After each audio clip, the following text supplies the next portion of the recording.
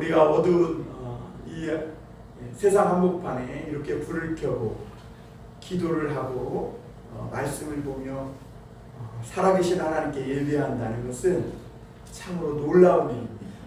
사람들이 어둠 속에서 헤맬 때 빛 가운데 하나님을 찾고 구하는 이 놀라운 이 예배의 삶이 오늘 이 땅 가운데에서 끊이지 않기에 하나님은 오늘도 성도들의 그 기도를 들으시고 무사람의 영혼을 구원하시고 하나님이 온 세상을 변화시켜 가시는 줄 믿습니다.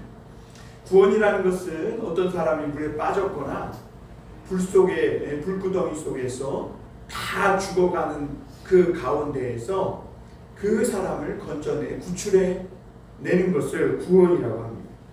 그런데 많은 사람들이 이 세상을 살아가면서 구원의 필요성을 느끼지 못하는 사람들이 있어요. 왜 그러냐면 어떤 사람은 정신적으로나 어떤 우울증이나 이런 문제를 안고 살아가기 때문에 자기가 지금 어떤 큰 위기에 있으면서도 지금 자기 자신이 옥상 꼭대기에 난간에 서 있으면서도 자기에게 이 구원이 필요한지를 느끼지 못하고 살아가는 거예요.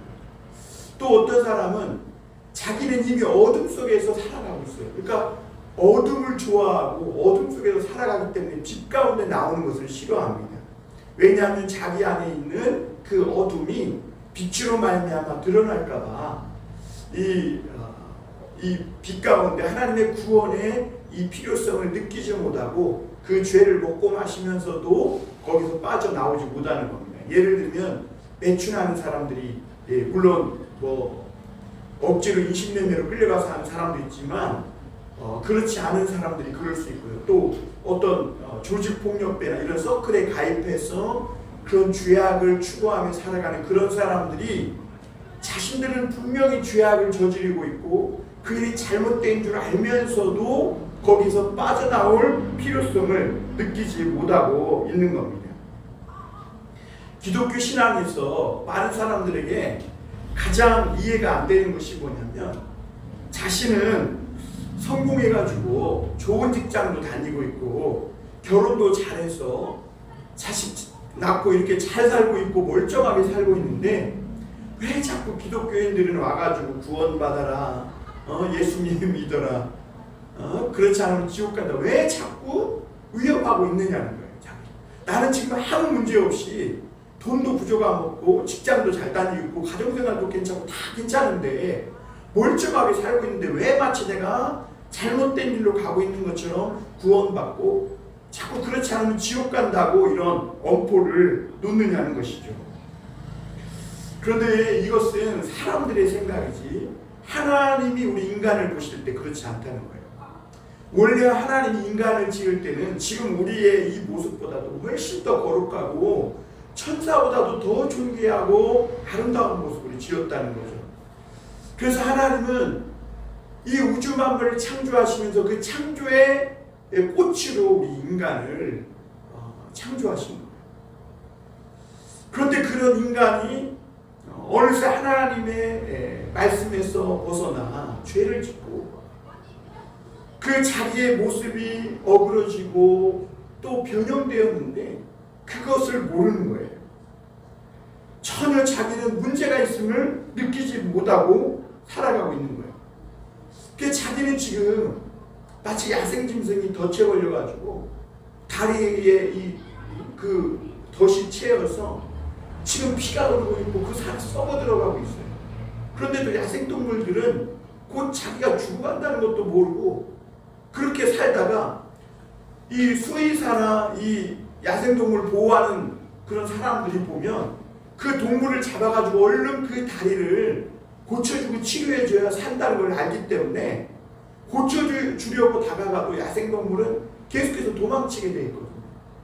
그러면 그 사람들은 야생동물을 코너로 몰아서 결정적인 순간에 딱 잡아가지고 그 체인 덫을 풀고 그 덫으로 인해서 막 상처난 그곳에 덧나지 않도록 소독을 하고 치료하고 해서 건강하게 회복시키는 것을 보게 되죠. 그런데 오늘날 많은 사람들이 사람들이 이 구원의 필요성을 느끼지 못하며 살아갑니다. 멀쩡하게 잘 살고 있는데 왜 자꾸 구원이 필요하냐고, 왜 내가 꼭 하나님을 믿어야 하냐고. 그렇게 하나님이 우리를 위해 베풀어 주신 이 구원의 그 은혜를 전혀 필요함을 느끼지 못하며 그렇게 살아가는 것이죠. 그래서 하나님도 이것이 오늘날 사람을 구원하시는 데 있어서 가장 큰 어려움이죠. 사실 사단 마귀가 중요한 게 아니에요. 사단 마귀가 망해도 하나님은 사실은 그 문제가 안 돼요. 그런데 가장 하나님이 우리 인간을 구원하시는데 어려움이 되는 것은 자유의지를 가지고 있는 이 인간 안에 자기가 죄로 말미암아 더럽혀지고 죽어가고 있음에도 전혀 그 구원의 필요성을 느끼지 못하고 하나님의 이 구원을 받기를 꺼리고 있다는 것이죠. 그러나 모든 인간은 앞서 말씀드린 대로 이미 죄의 사슬에 묶여서 살이 썩어 죽어가고 있고 죽음의 화살이 이미 그 심장을 관통해서 결국에는 모든 사람도 죽어가고 있습니다. 그럼에도 사람은 하나님의 이 구원을 필요로 하며 느끼며 살아가고 있지 못함을 봅니다. 사람은 이미 죄로 인해 죽었기 때문에 스스로 자발적으로 하나님을 믿을 수 있는 사람은 아무도 없어요. 그래서 하나님이 어떻게 우리를 구원하시느냐? 우리 인간이 전혀 구원의 필요를 느끼지 못하고 살아가고 있으니까 어느 날 하나님이 사랑하는 사람들에게 찾아오셨어요. 그 인생을 슬슬 코너로 모르세요. 그래서 그 코너로 모르셔서 예수님을 믿지 않고는 살 수 없도록, 예수님을 믿고 의지할 수밖에 없도록 그렇게 만드십니다. 사실 우리는 그런 상태가 되면 내 인생이 왜 이렇게 풀리지 않고 어렵고 힘들기만 하냐, 나는 다른 사람은 다 잘 사는 것 같은데 왜 내 인생만 이렇게 풍파가 많고 어려운가, 이렇게 생각하지만 사실 하나님의 구원의 은혜를 받고 보면요, 이것은 하나님의 놀라운 은혜고 사랑이라는 것을 알게 돼요. 그래서 하나님은 오늘 이 사도 바울을 통해서 하나님을 사랑하는 자, 그 뜻대로 부르심을 입은 자들에게는 모든 것이 합력하여 선을 이룬다 그랬어요. 그러니까 여기서 하나님이 부르시는 자가 누구냐면 하나님이 그 사람을 구원하시는 거예요. 그래서 하나님은 그 사람을 구원하기 위해서 그 사람의 삶을 코너로 모르시고 자기 스스로 자발적으로 하나님께 찾아올 수 있는 사람이 없으니까 하나님이 그 사람에게 하나님을 믿을 수밖에 없도록 갈급한 심령을 주시고 하나님을 붙잡을 수밖에 없는 그런 낮은 심정을 주셔서 그렇게 그 인생을 몰아가시는데, 그것이 하나님이 그 사람을 사랑하셔서 부르는 사랑의 음성이라는 것이죠. 하나님의 은혜라는 겁니다. 그래서 오늘 말씀은요, 우리가 예수 믿고 어떻게 하나님께서 우리를 구원해 주시는지에 대해서 이렇게 말씀하고 있는데요, 오늘 말씀의 전반적인 얘기는 그거예요. 하나님은 우리가 태어나기 전에, 훨씬 전에 하나님은 우리를 이미 알고 계셨고, 그리고 우리 인생을 하나님의 이 구원의 은혜 가운데 그 하나님의 사랑을 통해 구원받을 수 있도록 그렇게 우리 삶을 인도해 주셨다는 겁니다. 오늘 먼저 생각해 볼 것은 이 하나님의 놀라운 구원에 있어서 성령의 도우심이 반드시 필요하다는 겁니다. 성령의 도우심이 필요하다. 사람은 아무리 똑똑하고 유능하고 능력 있다지만 그 사람이 독립하려면 최소한 10년 이상 부모님의 손길을 절대적으로 필요로 합니다. 그런데 요즘은 사람들이 얼마나 약한지 막 30년, 40년, 그렇게 30살, 40살이 넘어도 부모로부터 독립하지 못하고 살아가는 사람들이 있음을 보게 됩니다. 짐승들은 특히 이 태어날 때 어떤 장애가 있으면 결국엔 낙오되고 도태돼서 죽는다 그래요. 그런데 사람은 부모가 아이를 낳았는데 아이가 장애가 있고 보험료가 부족하다 해서 절대로 이렇게 죽도록 내버려 두지 않고 반드시 살려냅니다. 하물며 우리에게는 그 부모보다 정말 우리에게 더 우리를 사랑하시고 우리를 아끼시는 부모가 있는데 그분이 바로 하나님이시라는 거죠. 하나님은 우리의 몸과 영혼을 만드신 분이시고 우리가 사람굿이하고 살려면 부모님의 도움을 필요로 하듯이 우리가 인간답게 우리 영혼이 정말 사람굿이라며 풍성한 인생을 살도록 하기 위해서는 이 하나님의 도우심이 절대적으로 필요하다. 그 우리 인생은 하나님의 이 도우심이 없으면 인간굿을 못하고 사는 거죠. 우리는 마치 큰 장애를 입고 태어난 아이와 같은 거예요. 그래서 하나님의 도움의 손길이 없으면 살 길이 없는 것이죠. 그리고 우리는 중풍병에 걸린 사람과 같아요. 우리 스스로는 아무것도 먹고 입고 아무것도 할 수 없는 그런 이 누워있는 아무 무능력한 자와 같은 것이죠. 그런데 하나님은 그런 우리를 버리시지 않고 우리가 알든 모르든 우리가 모르는 가운데에서도 하나님 우리 옆에 계시고 떠나지 않으시고 지켜주시고 오늘까지 우리가 알든 모르든 인도해 주셨다는 겁니다. 그래서 오늘 26절에 보면 우리 같이 한번 다시 읽어보겠습니다. 26절 시작. 이와 같이 성령도 우리의 연약함을 도우시나니 우리는 마땅히 기도할 바를 알지 못하나 오직 성령이 말할 수 없는 탄식으로 우리를 위하여 친히 간구하시느니라 그랬어요. 사람은 태어나는 순간 엄마의 젖을 빨고 먹을 것을 먹는 것도 중요하지만 인간에게 태어나는 순간 가장 중요한 것은 숨을 쉬어야 돼요. 그래서 이 산파들은 아이가 태어나면 아이의 엉덩이를 때려가지고 울린다 그래요. 왜냐하면 아기가 울면서 숨을 쉬어야 되기 때문에 그래요. 그런데 우리 인간들은 어느 순간부터 숨도 쉬지 않고 하나님의 은혜도 모른 채 이렇게 뇌사 상태로 빠진 사람처럼 살아가고 있다는 것이죠. 여기서 숨 쉬는 것은 하나님과 교통하고 하나님께 기도하며 살아가는 삶을 말합니다. 그런데 우리는 어느 순간 하나님과의 관계가 단절됐고 하나님을 아버지라 부르지 않고 또 하나님께 기도하지도 않는, 그래서 우리는 전혀 숨을 쉬지 못하는 그런 죽은 상태로 살아가고 있게 되었죠. 그런데 하나님은 그런 우리에게 이 성령을 보내주셔서 마치 우리 스스로 숨을 쉬지 못하니까 인공호흡기를 달아주셔서 우리가 하나님과 이 숨을 쉬며 이 생명이 끊어지지 않도록 연장해서 오늘까지 살아오게 하신 것이죠. 그래서 오늘 성령님이 말할 수 없는 탄식으로 우리를 위해 기도한다. 그러니까 우리가 기도하지 못하니까 하나님께서 이 성령을 통해 기도하게 하시는 것이죠.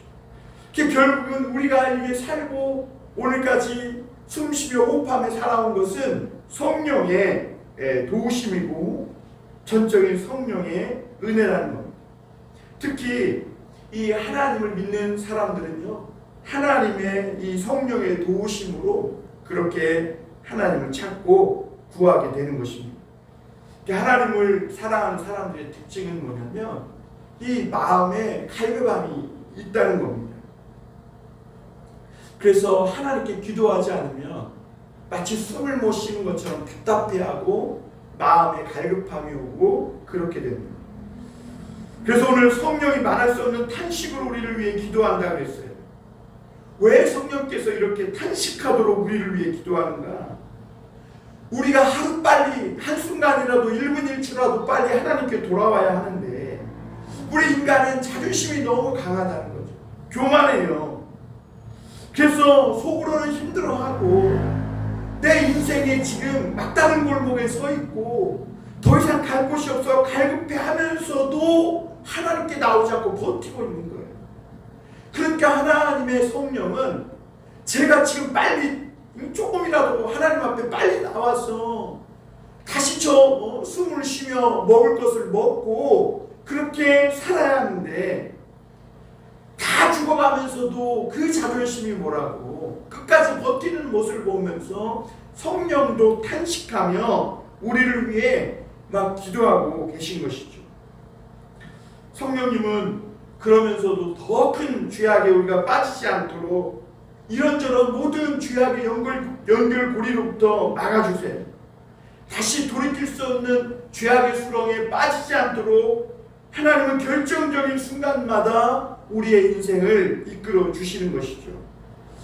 그리고 우리가 하나님 앞에 그렇게 저렇게 있다가 마지못해 억지로라도 하나님 앞에 나오면 하나님은 얼마나 우리를 기뻐하시는지, 우리가 하나님 앞에 나와 기도하고 예배할 때 하나님은 너무너무 기뻐서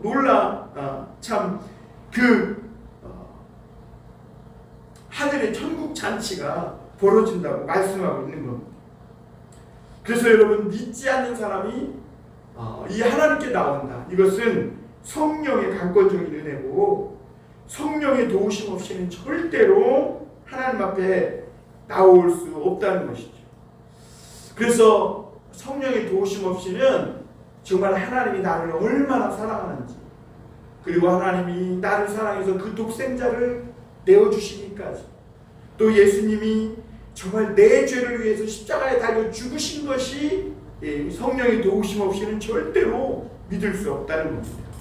그런데 하나님은 어느 순간 우리의 마음을 낮추시고 갈급하게 하셔서 성령의 강권적인 은혜를 부으셔서 우리를 완전히 새롭게 수술해 주시고, 그래서 정말 예수님이 내 죄를 대신해서 죽으신 것을 믿게 하시고, 그리고 하나님이 정말 나를 사랑하신다는 것을 믿고 고백하게 하는 것을 볼 수가 있습니다. 오늘 두 번째로 생각해 볼 것은 예수를 믿을 때 그럼 어떤 변화가 우리에게 나타나느냐 하는 것입니다. 예수를 믿고 우리가 다시 태어날 때 비로소 우리는 숨을 쉬고, 그리고 스스로 신령한 젖과 같은 이런 하나님의 말씀을 먹기 시작합니다. 그전에는 이 중풍병자처럼 우리가 밥 한 숟갈도, 이 말씀도 먹지도 못했고 숨도 쉬지 못했습니다. 그런데 예수님이 어느 날 정말 내 죄를 위해 죽으신 것이 믿어지는 겁니다. 그리고 하나님 앞에 기도하게 돼요. 얼마나 갈급하고 마음이 얼마나 목말랐던지. 어떤 사람은 예수님 믿고 주님께 돌아와서 며칠씩 기도합니다. 정말 눈물을 펑펑 흘리며 하나님을 자꾸 부르짖는 그런 분들도 있음을 보게 됩니다.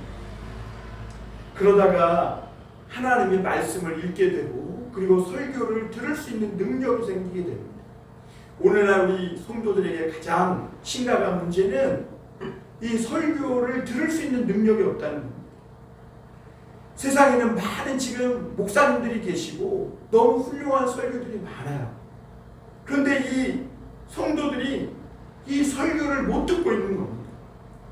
왜냐하면 이 설교를 들을 수 있는 능력은 정말 회개하고 하나님의 성령으로 완전히 수술받지 않은 사람은 절대로 설교를 들을 수 없어요. 설교를 들으려면 회개한 은혜와 또 성령의 수술을 받고 완전히 변화된 그런 사람만이 설교를 들을 수 있게 되는 겁니다. 예수를 믿을 때 하나님이 주시는 가장 큰 축복은 그 사람이 지은 모든 죄를 하나님이 다 가져가 버린다는 겁니다. 죄라는 것은 우리 말, 행동, 또 심지어는 우리 생각까지도 포함합니다. 그래서 이 세상에서 아무리 착하고 훌륭하게 산 사람일지라도 죄 없는 사람이 없어요. 아무리 이것을 감추고 살아봐야 언젠가는 폭발하게 되어 있어요. 언젠가는 자기 안에 감추어졌던 이 정욕과 욕망이 터지게 되어서 부끄러움을 당하고 수치를 당하게 되는 것이죠. 그래도 세상에서 이 야망과 욕망이 터져서 그렇게 부끄러움과 수치를 당하는 가운데 하나님을 믿으면 그나마 천만다행이에요. 그런데 끝까지 그것을 감추고 없는 것처럼 살아가다가 마침내 하나님 앞에서 그 수치와 부끄러움이 터지게 되면, 그때 밝혀지면, 그때는 다시는 돌이킬 수 없고 얼마나 수치와 부끄러움을 느끼는지, 자기는 스스로 지옥에 합당한 사람이라는 것을 깨닫고 지옥으로 갈 수밖에 없는 것입니다. 그런데 예수 믿는 사람들은 죄가 없다고 성경은 말하고 있어요. 죄 없음, 그렇게 하나님이 판단을 내려주신 겁니다. 이것보다 더 큰 축복과 은혜는 없다는, 엄청난 은혜인 겁니다. 우리 죄가 없어졌다는 것.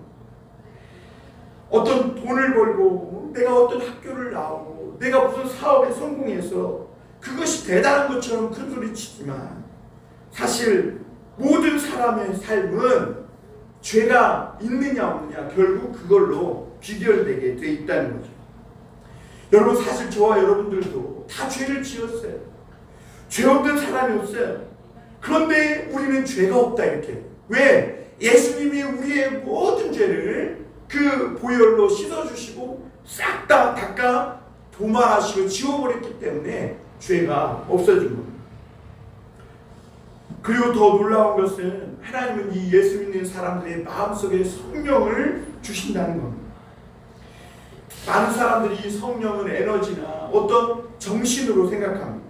그런데 성령은 성부 성자와 함께 똑같은 하나님이시고 하나님의 영인데, 이 하나님의 영이 예수 그리스도를 믿는 자 안에 들어오신다는 겁니다. 이 성령이 들어오려면 죄가 없어야 하는데, 예수님을 믿고 회개할 때 모든 이 죄가 도말되고 깨끗해져서 그때 하나님의 성령이 들어오게 되는 것입니다. 그런데 여러분, 예수님이 이 하나님의 영이 우리 안에 들어오시면요, 우리의 이 과거의 모든 상처와 아픔들을 치유하시고 회복하기 시작합니다. 여러분, 인간은 예수 믿기 전에 그 죄로 인해 모든 것이 뒤틀려져 있고 그 속은 새까맣게 타버려서 더 이상 막 이 마약이나 술, 어떤 이런 죄, 도박 이런 거에 중독이 안 되고는 못 버티는 겁니다. 그래서 인간은 그 입술로 더러운 욕을 하고, 또 누군가를 단 하루라도 미워하지 않으면 견딜 수 없는 마음으로 이렇게 살아가는. 그러니까 오늘도 누군가를 미워해야 직성이 풀리며 살아가는 거예요. 왜냐하면 인간의 내면이 뒤틀려져 있고 어그러져 있기 때문에 그래요. 사람의 피부는 화상을 한번 입으면 오그라들고 변형이 돼서 다시는 그 상처가 회복이 안 됩니다. 그런데 하나님은, 이 성경은 마치 우리 속사람이 불에 데인 것처럼 어그러져 변형되어 있다는 거예요. 그런데 하나님이 그 사람에게 성령으로 찾아오셔요. 그리고 힘을 주셔요. 사랑해 주세요. 그 사람의 그 어그러지고 변형되고 상처난 모습을 어루만져 주세요. 그러면 그 사람은 자기 모습을, 자기 얼굴을 볼 수 있는 용기를 갖게 됩니다. 많은 사람들이요, 불에 댄 상처를 갖고 있는 그 얼굴을 한 사람들은 자신의 얼굴을 보기가 어렵습니다. 왜냐하면 자신의 얼굴을 보는 것이 용기가 안 나는 거예요. 그 아름답고 멋졌던 얼굴이 불에 돼가지고 일그러진 이 모습을 거울 앞에 서서 볼 용기, 자신이 안 생기는 것이죠. 그 살찜이 좀 있는 사람은 저울에 올라가는 게 어렵다 그래요. 그런데 어느 날 성령 하나님이 오시면 그런 우리들을 사랑하신다고 하시면서 우리의 일그러지고 어그러졌던 내면들을 성령 하나님은 다 만져주시면서 그 어그러지고 뒤틀려 있고 그런 우리의 변형된 내면을 하나님이 회복시켜주면서 하나님이 얼마나 우리를 사랑하시는지 그 사랑의 음성을 듣게 해주십니다. 그러면서 조금씩 하나님의 사랑으로 치료되면서 내 얼굴을 볼 수 있는 자신이 생기고 용기가 생기고 저울에도 올라갈 수 있는 용기가 생기고, 그리고 자신의 이 모습을 조금씩 살아가게 됩니다. 그리고 점점 더 하나님이 얼마나 우리를 사랑하시는지에 대한 말씀을 들으면서 나도 내 자신을 이제 사랑하게 되는 것을 보게 됩니다. 그래서 하나님의 성령이 그 마음에 오신 사람은 그렇게 그 내면이 치유되고 회복되어 모든 어그러지고 뒤틀렸던 것들을 하나님이 아름답게 치유해 주시고 계신 겁니다. 죄가 인간에게 끼친 영향은 정말 끔찍합니다. 속사람을 완전히 비틀어 놓았습니다. 그리고 우리 인간의 그 내면을 모두 죽여서 무감각하게 만들었다는 것. 그래서 인간의 그 속에는 미움, 시기, 질투, 분노가 마치 뜨거운 용암처럼 펄펄 끓고 있는 거예요. 그래서 누가 한번 잘못하면 그 뜨거운 용암을 부어서 다시는 돌이킬 수 없는 그런 상처와 화상을 입히는 것이죠. 그런데 성령께서 어느 날 우리에게 오시면서 이런 분노와 미움, 시기, 질투가 사라지게 되면서 하나님의 이 사랑의 감각, 정말 하나님이 주신 이 아름다운 감정들이, 감각들이 되살아나게 됩니다. 그리고 양심이 살아나면서 부끄러움과 수치를 느끼게 됩니다. 요즘 사람들은요, 그 얼굴에 이 철판을 넘어서 금강석을 깔았다고 합니다. 그래서 요즘은 누가 너 잘못했어 그러면 그게 잘못인 줄 알면서도 전혀 수치와 분노, 어떤 부끄러움을 못 느끼고 오히려 더 분노한다고 해요. 그러면서 네가 무슨 상관이냐고 하면서 막 더 이렇게 죽일 듯이 막 달려든다는 거죠. 왜 그러냐? 감각이 죽었기 때문에. 그리고 요즘 사람들은 다른 사람의 불행에도 무관심합니다. 우크라이나에 전쟁이 일어나서 몇 명이 죽었네 그러면 1000명이 죽었네, 뭐 500명이 죽었네, 그 숫자로 막 되니까 그 사람들이 당하고 있는 불행이나 이 죽음을 전혀 느끼지 못하고 살아가고 있는 거예요.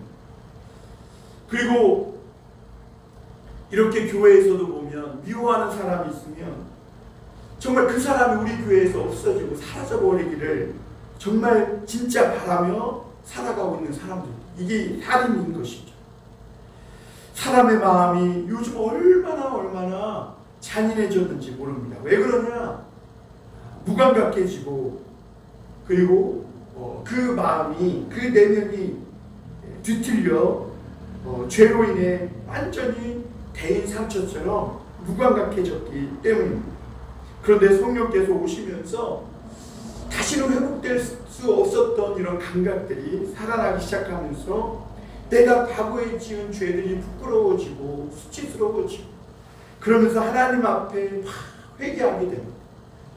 그러면서 이제는 정말 아름다운 것을 보게 되고, 그리고 작은 일에 정말 감사함을 느끼게 됩니다. 우리에게 죽었던 감각이 되살아나는 것이죠. 그러니까 그 불에 대인 상처에 새살이 돋고 기적이 일어나고 있게 되는 것이죠. 오늘날 많은 사람들은 겉모습만 보고 야, 저 사람 성공한 사람이다 이렇게 말하지만, 하나님을 믿지 않는 사람, 예수 믿지 않는 사람들을 한꺼풀 다 벗겨보면 그 안에 누구든지 다 괴물이 들어있다는 겁니다. 인간의 심각한 문제가 뭐냐면, 그런 인간의 그 속에 들어있는 괴물은 못 보고 루키즘, 그냥 외모 지상주의로 살아가고 있다는 거예요. 그래서 겉모습을 꾸미는 데는 굉장히 도취되어 있지만 그 내면이 뒤틀리고 어그러져 있고 변형된 그런 괴물이 들어앉아 있는 모습은 보지 못하고 사는 거예요. 그래서 사도 바울은 에베소 5장 18절에 보면 술 취하지 말라, 이는 방탕한 것이니 오직 성령의 충만을 받아. 오늘날 많은 사람들이 교회와 하나님에게서 멀어지고 성령을 받지 못하니까 얼마나 술을 많이 마시는지 몰라요. 젊은 사람이나 나이 많은 사람이나 3, 4, 5 모였다 하면 술이에요. 사람들이 술을 마시고 정신없이 되는 거예요. 근데 술을 마시면 이게 성령에 취한 것과 비슷한데, 그러나 비슷하면서도 완전히 다른 것이 뭐냐면 술 취하면 방탕해진다는 거예요. 그러나 성령으로 충만하면 거룩해지는 것입니다. 오늘 30절에 보면 하나님은 마지막으로 우리가 생각해 볼 것은 하나님의 이 놀라운 구원은 우리를 계속해서 변화시켜서 예수님의 형상까지 닮아가게 하신다는 겁니다. 그래서 오늘 29절 30절에 보면 하나님이 미리 하신 자들로 또한 그 아들의 형상을 본받게 하기 위하여 미리 정하셨으니 이는 그로 많은 형제 중에서 맏아들이 되게 하려 하심이니라. 또 미리 정하신 그들을 또한 부르시고 부르신 그들을 또한 의롭다 하시고 의롭다 하신 그들을 또한 영화롭게 하셨느니라. 하나님은 우리가 태어나기 오래전부터 우리를 알고 계셨다고 말씀하고 계세요. 하나님이 미리 하셨다는 거예요. 내가 하나님을 알기 전에, 하나님은 내가 태어나기도 전에 미리 알아. 여러분, 소설가들은요 이미 그 작품을 쓰기 전에 이미 그 작품 안의 주인공들의 모든 캐릭터를 다 알고 있어요. 그러듯이 하나님은 우리를 다 미리 알고 계셨고 우리를 택하셨다는 겁니다. 그럼에도 불구하고 우리는 하나님께 등을 돌리고 거부하고 하나님의 마음을 아프게 하고 상처기를 냅니다. 그럼에도 하나님은 우리를 떠나지 아니하시고 옆에서 지켜주시고 함께 계속해서 성령께서 말할 수 없는 탄식으로 기도하면서 우리를 지켜주신 겁니다. 그러다 어느 날 하나님은 우리 안에 갈급함을 주시고 하나님의 말씀을 듣게 하십니다. 그리고 마침내 예수님을 믿게 하시고 놀라운 구원의 은혜를 받게 하시고 그 구원을 통해서 우리의 모든 죄를 싹 다 씻어주시고 우리를 의롭다 해주십니다. 거기서 하나님이 끝나냐? 하나님의 축복은 거기서 끝나지 않아요. 우리를 부르실 뿐만 아니라 우리를 의롭다 하시고 그리고 의롭다 하는 것에서 끝나는 게 아니라 영화롭게 하신다는 겁니다.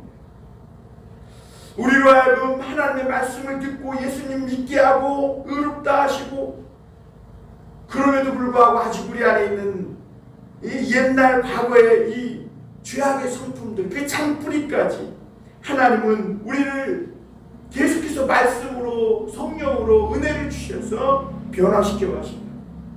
양을 이리와 같은 성격을 가졌던 우리를 양으로 변화시키고 또 들포도와 같았던 우리들에게 하나님의 말씀의 진액을 먹여서 극상품 포도나무와 같은 정말 향기나고 단맛이 나는 그런 아름다운 모습으로 영화로운 모습으로 이 변화시켜 간다는 것입니다.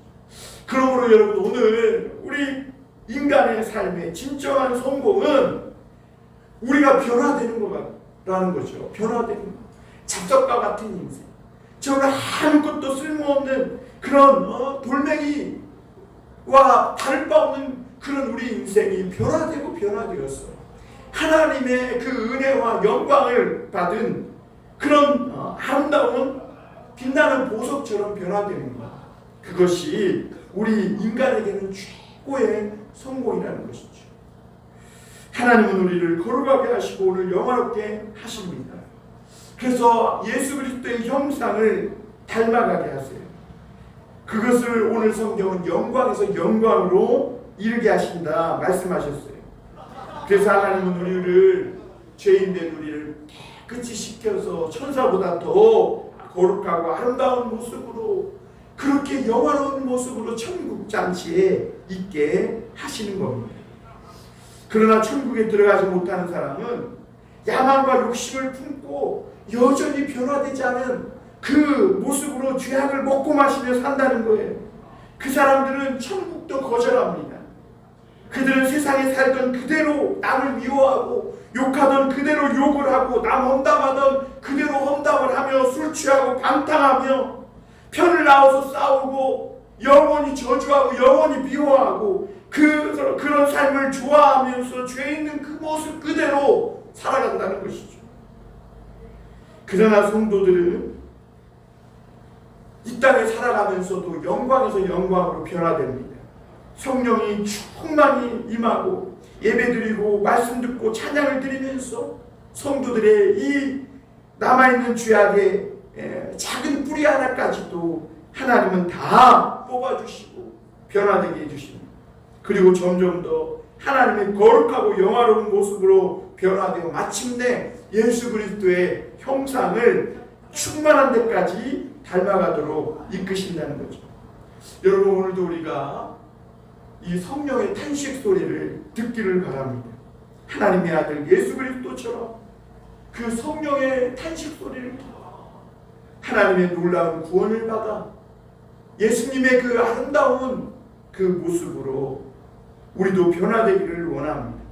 하나님이 얼마나 우리를 사랑하시고 얼마나 우리를 기뻐하시는지를 깨닫고 우리 모두가 이제는 이 뒤틀리고 변형되고 어그러졌던 죄인의 이런 모든 모습을 벗어버리고 성령의 치유와 회복을 통해 점점 아름다운 영화로운 모습으로 예수 그리스도의 그 형상을 닮아가는 복된 성도들 다 되시기를 주님의 이름으로 축원합니다.